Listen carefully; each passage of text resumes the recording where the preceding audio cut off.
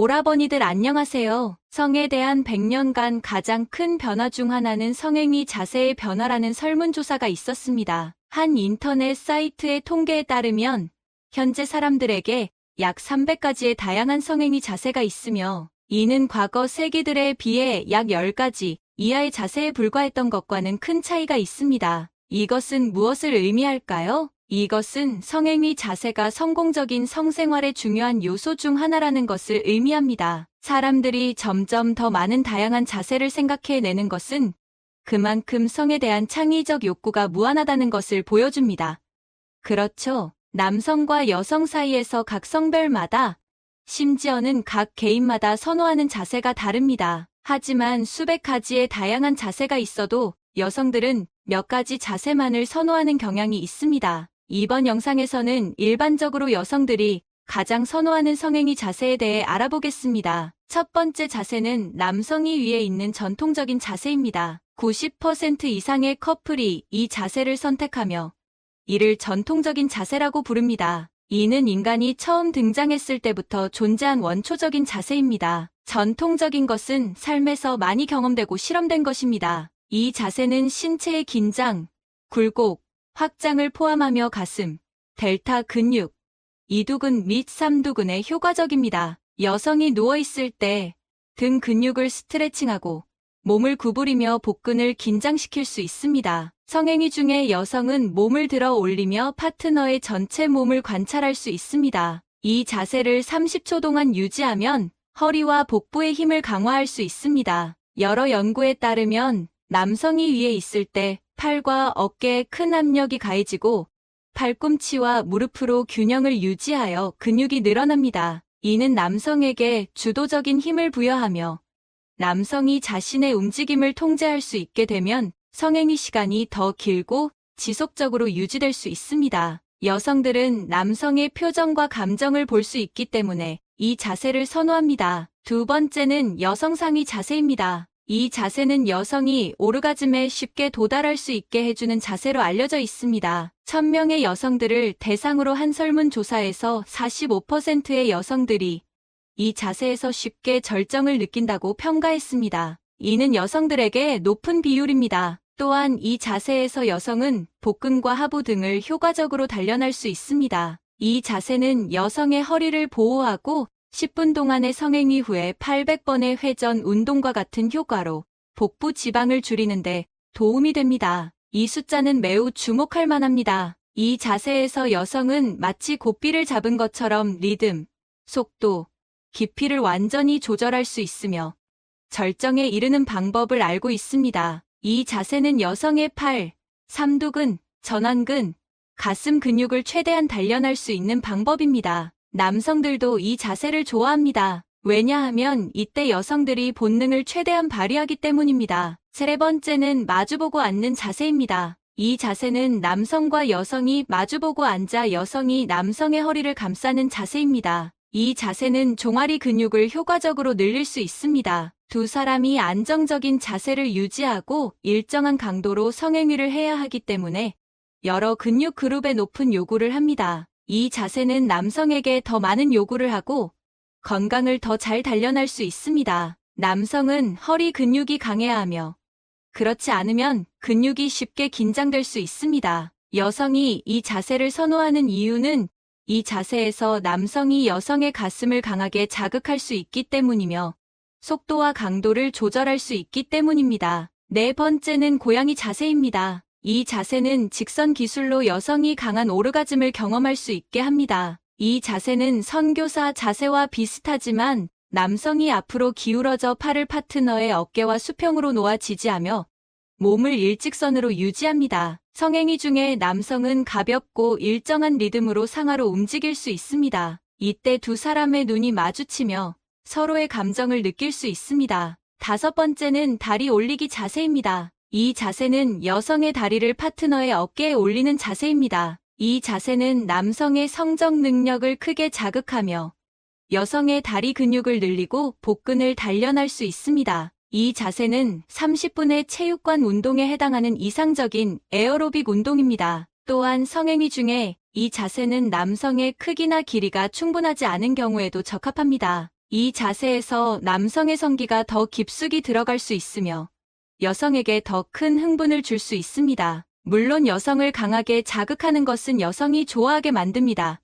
그렇죠. 6번째는 숙이는 자세입니다. 일반적인 성행위 자세 외에도 앉기, 숙이기와 같은 동작이 포함된 자세는 전이를 연장할 수 있습니다. 이 자세는 운동보다 유리한 점이 많습니다. 이 자세는 많이 구부려야 하기 때문에 척추와 내전근, 그룹에 훌륭한 운동을 제공합니다. 앉거나 서거나 숙이는 자세는 복근을 단련하고 여성의 몸을 균형 있게 유지할 수 있게 합니다. 운동을 좋아하지만 시간이 부족한 여성들은 성행위 중에 이러한 자세를 선택하여 한 번에 2가지 이점을 얻을 수 있습니다. 7번째는 여성의 등을 남성에게 향하게 하는 옆으로 눕는 자세입니다. 성관계가 너무 잦으면 양쪽이 피곤해질 수 있으며 피곤할 때는 커플이 옆으로 눕는 자세로 전환할 수 있습니다. 남성도 비슷한 자세로 누워있지만 파트너의 뒤에 위치합니다. 이 자세는 상대방의 무게를 견딜 필요가 없고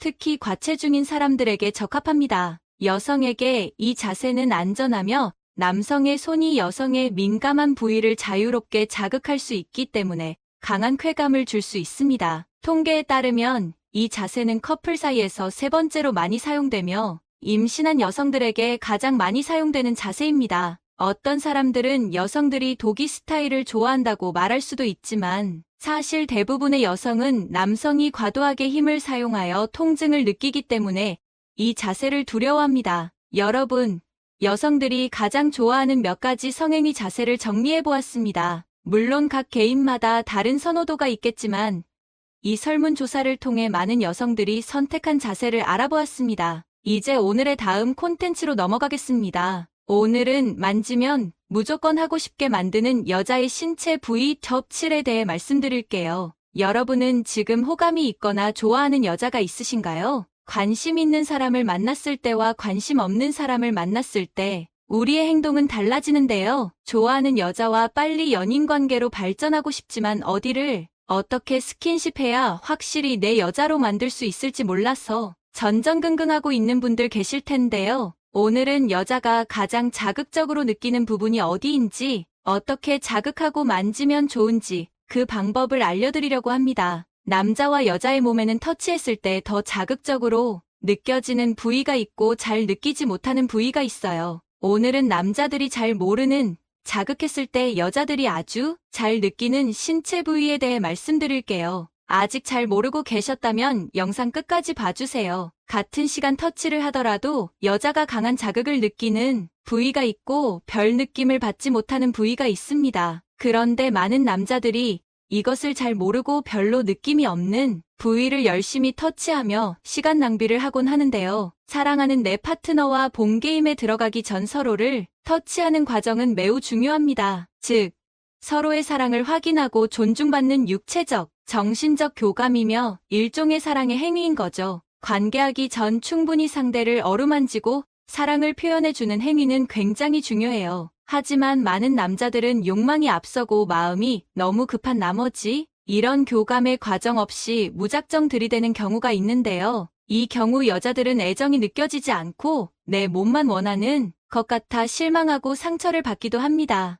연인 사이 가장 은밀하고 가까워지기 위한 행위가 오히려 독이 되는 순간이죠. 반면에 관계 전에 충분하고 부드럽게 터치해주면 여자는 사랑이 충만하다고 느끼며 만족감을 느끼게 되거든요. 여자는 성관계로 만족감을 느낄 확률이 불과 42%밖에 안 되지만 남자는 92%라고 해요. 즉, 여자 2명 중 1명은 성관계로 만족감을 느끼지 못한다는 겁니다. 그래서 이 확률을 끌어올리기 위해서는 효율적인 터치 과정이 더욱 중요합니다. 그런데 여자가 가장 자극적으로 느끼는 부분에 대해 우리는 아직 잘 모르고 있는 것들이 많습니다. 자극을 받으면 성적으로 반응하게 되는 민감한 신체 부위를 제대로 자극하면 더 만족스러운 성생활을 할 수 있기 때문에 여성의 몸을 탐험해 이런 부분을 찾아내는 게 중요하거든요. 그래서 오늘은 이상한 곳을 터치하느라 시간 낭비하지 않고 같은 시간을 들이더라도 여자가 더 자극적으로 느끼고 흥분하는 신체 부위에 대해 순위별로 알려드릴게요.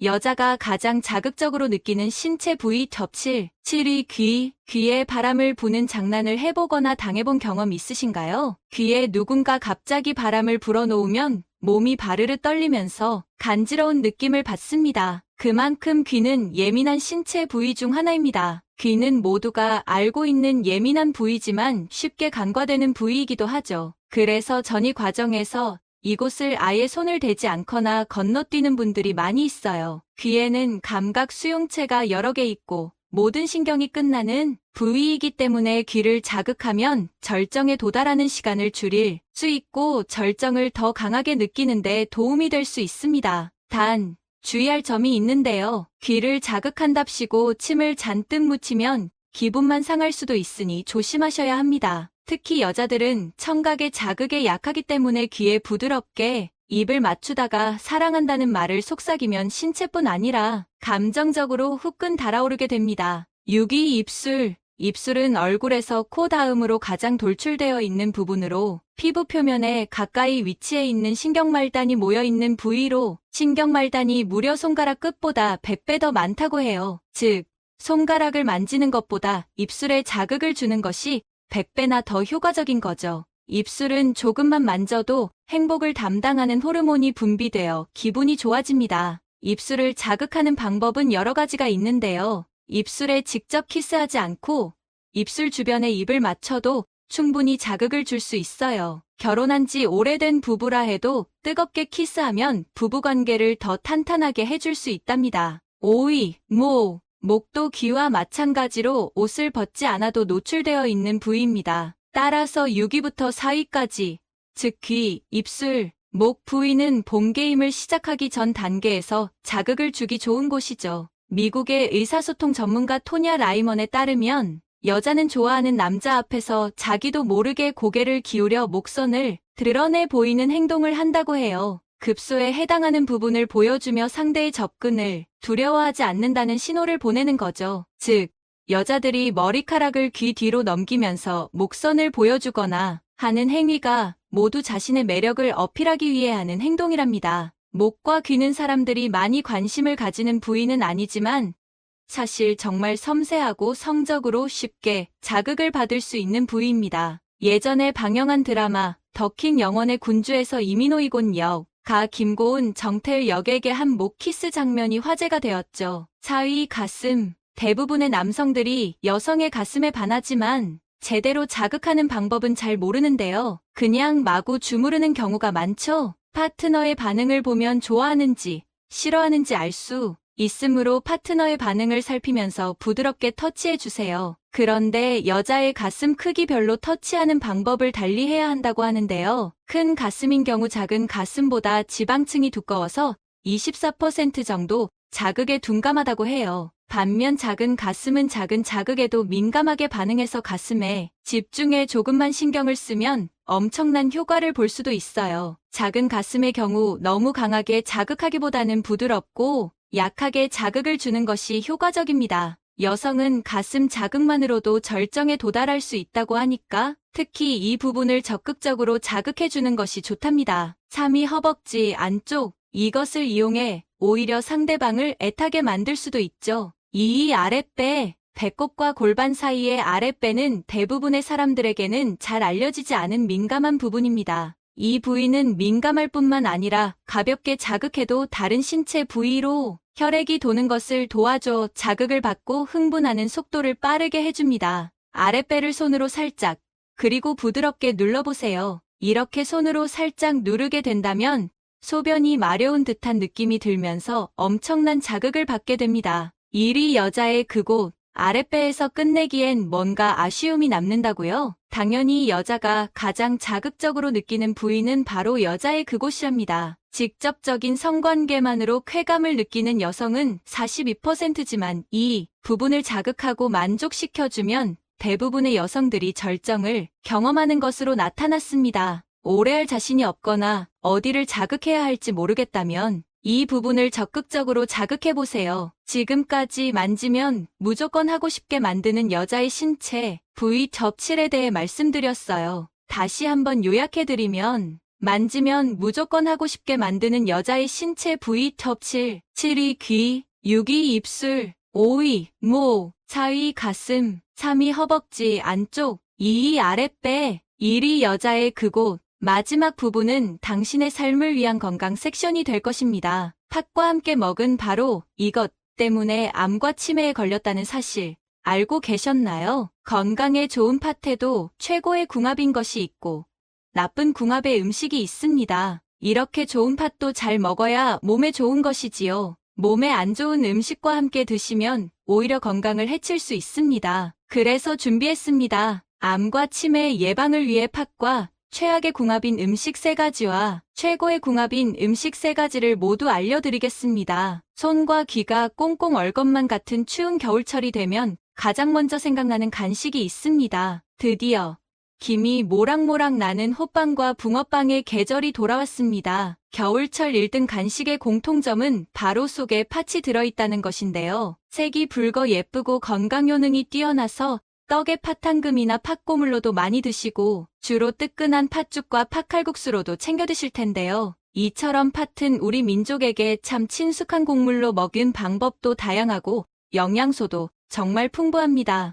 예로부터 팥의 건강 효능이 매우 뛰어나서 붉은 작은 콩이라는 이름의 적소도라고 부르며 한의학에서도 많이 사용되었는데요. 그런데 여러분, 이렇게 건강에 좋은 팥도 같이 먹으면 건강을 해치는 음식들이 있다는 사실 알고 계셨나요? 그럼 지금부터 팥과 함께 드시면 암과 치매 예방에 나쁜 최악의 궁합인 3가지와 최고의 궁합인 음식 3가지를 함께 알아보겠습니다. 첫 번째로 팥과 최악의 궁합인 음식은 바로 설탕입니다. 깜짝 놀라지 않으셨나요? 팥죽을 드실 때 설탕 솔솔 뿌려 달달하게 드시고 팥빙수나 팥장갱을 달콤하게 드실 텐데요. 맛은 참 좋지만 팥과 설탕의 궁합은 정말 좋지 않습니다. 일단 설탕이 건강에 좋지 않다는 것은 이미 잘 알고 계시지요. 정제된 흰 설탕이 혈당을 확 올려버리고 인슐린 저항성이 높아져 버리니 만성염증과 암, 치매의 주범인 것이죠. 하지만 왜 특히 팥과 설탕을 함께 드시면 안 될까요? 붉은 팥을 끓이다 보면 거품이 확 올라오는데요. 그게 바로 팥의 건강비법 사포닌입니다. 잠깐, 사포닌은 인삼에 들어있는 것 아닌가 하고 의아하신 분들 계실 텐데요. 맞습니다.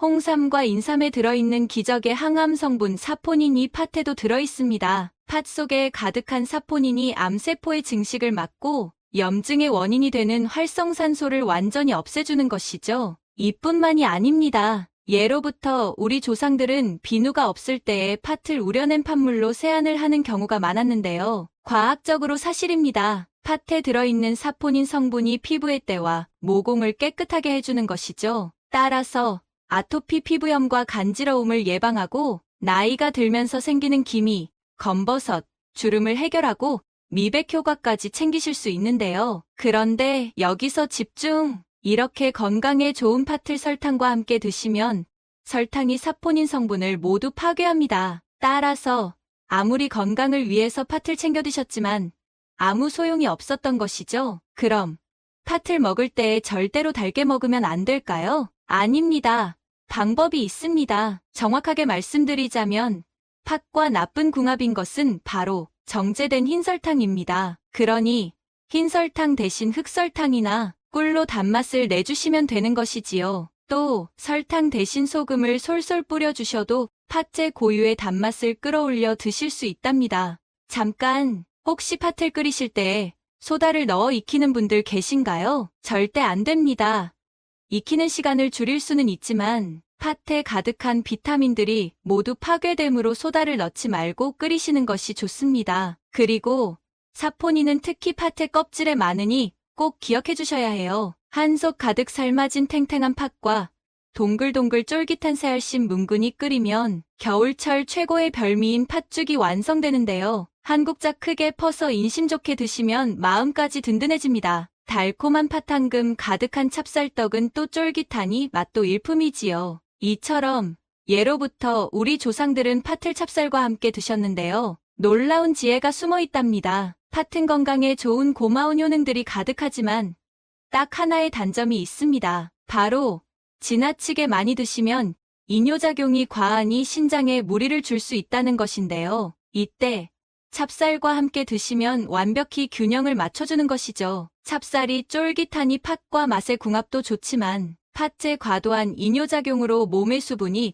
지나치게 배출되는 것을 찹쌀이 딱 막아주는 것이죠. 우리 조상들의 지혜가 정말 놀랍지 않나요? 그럼 두 번째로 팥과 최악의 궁합인 분들은 바로 신장이 약한 분들입니다. 앞서 말씀드린 것처럼 팥에는 건강 효능이 가득하지만 딱 하나 이뇨작용이 과할 수 있다는 단점이 있는데요. 일단 팥의 이뇨작용 자체는 건강에 매우 좋습니다. 최근에 팥의 체중 감량 효과 때문에 다이어트 식품으로 선풍적인 인기를 끌고 있는데요. 팥 삶은 물을 보리차처럼 드시고 팥알을 삶아서 밥 대용으로 드시는 분들도 계십니다. 특히 요즘처럼 날이 추운 겨울철 팥은 최고의 다이어트 비법입니다. 날이 차가워서 따뜻한 집에만 있다 보면 신진대사가 잘 되지 않아서 팔다리가 퉁퉁 붓는 부종이 생기게 되는데요. 바로 이때 팥을 드시면 팥의 사포닌 성분이 이뇨작용을 통해 붓기를 싹 빼주는 것이죠. 이것도 물론 좋지만 사실 팥의 이뇨작용은 훨씬 더 엄청난 역할을 하는데요. 동지의 붉은색의 팥이 귀신을 물리쳐준다는 동지팥죽 설화처럼 우리 몸속의 나쁜 노폐물을 몸 밖으로 몰아내주기까지 하는 것이죠. 팥에는 사포닌뿐만 아니라 칼륨이 가득합니다. 그 양이 무려 칼륨의 으뜸으로 꼽히는 바나나의 4배, 쌀의 10배나 되는 엄청난 양인데요. 팥 속에 가득한 칼륨이 몸속에 쌓인 나트륨을 배출시켜주니 혈압이 올라가는 것을 딱 막아주는 것이죠. 하지만 여기서 집중! 이렇게 좋은 팥의 이뇨작용도 과하면 물론 좋지 않습니다. 따라서 신장이 평소에 약하신 분들은 각별히 주의해서 드셔야 하는데요. 팥죽이나 찹쌀떡으로 가끔 드시는 것은 건강에 참 좋지만 팥 삶은 물을 물 대용으로 항상 드시거나 밥 대용으로 드시는 것은 절대 추천드리지 않습니다. 그렇다면 팥은 어떤 음식과 함께 드셔야 안전하게 드실 수 있을까요? 팥의 이뇨작용이 안 좋다면서 이뇨작용으로 유명한 호박과 함께 먹으라고 의아하신 분들 계신가요? 정말 훌륭한 질문입니다. 일단 팥과 호박은 모두 이뇨작용으로 으뜸가는 식재료이지만 서로의 과정이 완전히 다릅니다. 따라서 팥과 호박은 함께 드시면 서로의 영양의 시너지를 주는 최고의 궁합인 것이죠. 팥은 물을 빠지게 하는 성질이 있는데요. 바로 이런 성질이 몸속의 부종이나 노폐물, 독소를 빨아내서 우리 몸을 보호하는 것이죠. 반면 호박은 신장에서 만들어지는 호르몬의 분비를 억제해서 이뇨작용을 촉진하는데요. 이 과정을 통해서 신장에 과하게 축적된 수분을 배출하는 역할을 하는 것이랍니다. 간단히 말씀드리자면 팥은 우리 몸의 독소를 싹 빨아들이고 호박이 몸 밖으로 배출해주는 것이죠. 정말 놀랍지 않나요? 같은 이뇨작용을 하는 음식이지만 호박과 팥은 서로 완전히 다른 역할을 한다는 것이죠. 게다가 호박은 건강에 좋은 영양분이 가득하지만 딱 하나 비타민 B가 부족한데요. 놀랍게도 팥은 비타민 B 1등 식품이니 서로의 영양 시너지까지 최고인 궁합인 것이죠. 여기서 한 가지 퀴즈. 쌀을 주식으로 하는 우리나라 사람들에게 꼭 필요한 비타민이 과연 어떤 것일까요? 바로 비타민 B입니다. 비타민 B가 기억력 개선과 뇌 건강에 으뜸이니 치매 예방에 최고인 것도 물론 좋지만 특히 우리 몸속에서 탄수화물이 잘 소화되게 해주기 때문에 정말 중요합니다. 그런데 오늘의 주인공 팥이 곡류 중에서 비타민 B가 제일 많이 들어있는 최고의 식품인 것이죠. 게다가 최근에 스트레스와 만성 피로, 불면증에 시달리는 분들이 참 많으시지요. 팥 속의 비타민 B가 피로회복과 심신안정에 으뜸이니 꼭 챙겨 드셔야 해요. 팥호박시루떡이나 단팥죽을 드셔도 좋고 호박죽에 삶은 팥 몇 차를 고명으로 올려 함께 드시면 마음의 안정과 활력을 위해서 최고랍니다. 마지막 세 번째로 팥과 최악의 궁합인 분들은 바로 장이 약한 분들입니다. 팥에 식이섬유가 많아서 장 건강에 좋다고 일부러 챙겨 드시는 분들이 참 많으실 텐데요. 맞습니다. 팥에는 사과의 무려 10배, 양배추의 6배가 넘는 식이섬유가 가득해서 장 건강에 으뜸입니다. 게다가 혈관 속의 찌꺼기나 노폐물을 흡착해서 몸 밖으로 배출시켜주니 더더욱 좋지요. 또 소화가 천천히 이뤄지도록 하니 혈당이 확 올라가는 것을 막아 당뇨 예방과 관리에도 참 좋은 식품인데요. 그런데 여기서 집중! 이렇게 식이섬유가 많아 장 건강에 참 좋은 팥이지만 평소에 장이 약한 분들께는 크게 무리가 될 수 있는데요. 그 이유는 바로 팥 자체가 성질이 차갑기 때문입니다. 겨울에는 단팥죽이 최고의 별미라면 반대로 여름에는 팥빙수가 있습니다. 팥과 얼음 모두 성질이 차가워서 몸의 열을 뚝 떨어뜨려주기 때문인데요. 이 차가운 성질의 팥이 장이 약한 분들께 무리를 주니 배앓이를 하고 소화기관을 경직시켜 만성 소화불량을 불러올 수 있는 것이죠. 그렇다면 장이 약한 분들은 팥을 절대로 드시면 안 될까요? 아닙니다. 기적의 방법이 있습니다. 차가운 성질의 팥을 따뜻한 성질의 생강과 함께 드시면 완벽히 해결됩니다. 팥의 찬 기운을 중화시켜주니 장에 무리를 주지 않을 뿐만 아니라 건강의 시너지 효과가 특히 대단한데요. 혹시 팥이 최고의 항암 식품이라는 이야기 들어보셨나요? 팥의 붉은색 소, 안토시아닌이 바로 그 이유입니다. 팥에는 항산화 물질인 안토시아닌이 가득 들어있는데요. 세포의 노화를 막고 염증과 암을 딱 막아주는 것이죠. 게다가 모세혈관에 영양을 가득 공급해서 혈액순환이 잘 이뤄지도록 하는데요. 혈관의 독소를 해독하고 노폐물을 배출시켜 콜레스테롤 수치를 낮춰주니 동맥경화와 같은 심혈관 질환을 딱 예방해주는 것이죠. 바로 이때 생강과 함께 드시면 이 항암 효능을 극대화해줍니다. 생강의 매운 성분인 진저롤과 슈가올이 몸속의 발암물질을 살균해줄 뿐만 아니라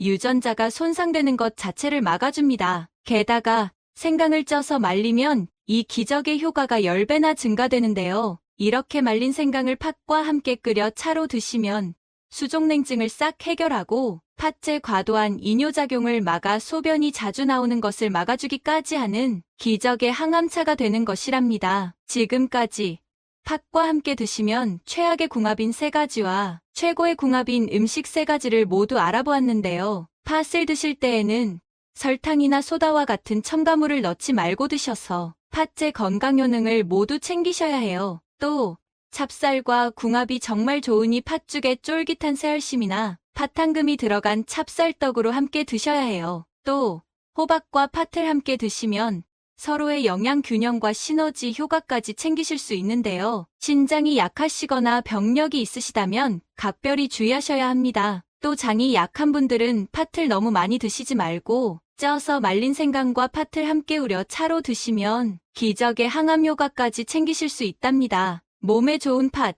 좋은 궁합의 음식과 함께 잘 챙겨 드셔서 여러분들의 건강을 지키셨으면 좋겠습니다. 긴 시간 함께 해주셔서 정말 감사합니다. 오늘의 영상이 도움되셨다면 구독과 좋아요 꼭 부탁드려요. 그리고 소중한 가족과 지인분들께도 많이 공유해주세요. 항상 여러분의 건강과 행복을 위해서 기도드릴게요.